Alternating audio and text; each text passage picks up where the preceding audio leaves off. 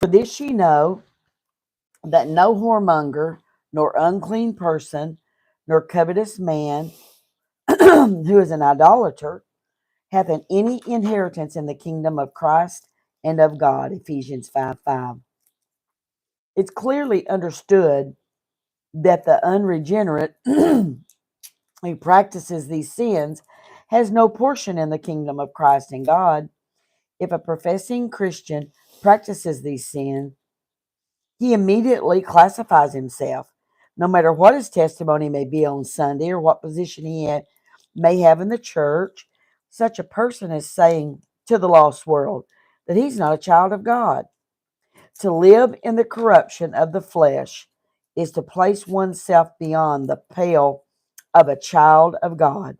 Let no man deceive you with vain words, for because of these things cometh the wrath of God upon the children of disobedience. Be not therefore partakers with them, Ephesians 5:6 and 7, in the view of the fact that the wrath of God will be poured out on an unregenerate because of these sins. It follows that the child of God cannot participate in them without incurring the displeasure and judgment of God. If such a person is really a child of God, God will judge him. He judged David, you may recall, when David slipped into sin. God put the lash on his back and never took it off. For if we would judge ourselves, we should not be judged. But when we are judged, we are chastened of the Lord, that we should not be condemned with the world. That's 1 Corinthians 11:31 and 32. If you can sin and get by with it, you're not a child of God. Do you know why?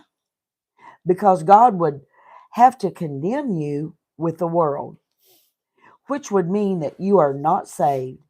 If you are a child of God and do these things, God will chasten you. He will take you to the woodshed right here and now. If God doesn't chasten you, you are in a frightful condition.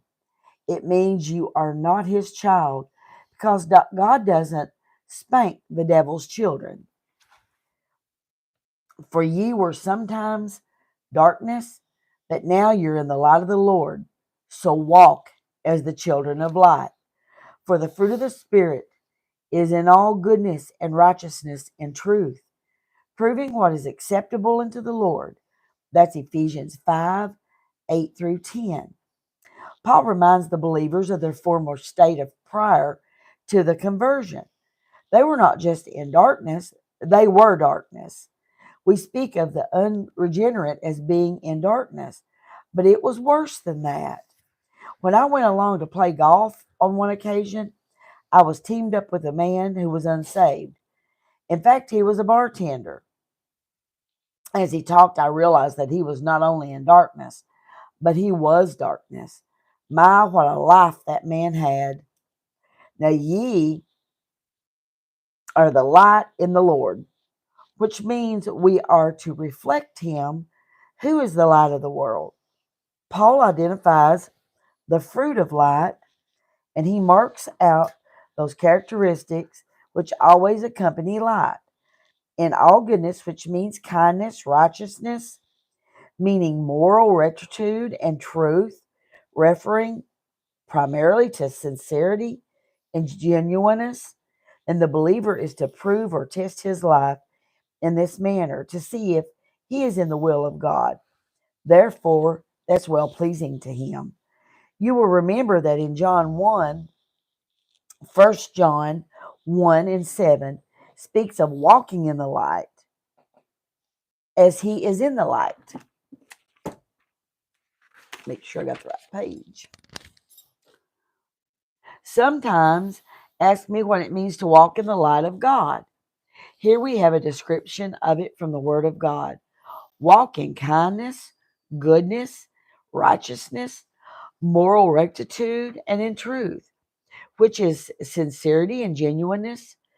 And this is our walk 7 days a week, not only on Sunday, and it means 24 hours of those 7 days and 60 minutes of every hour.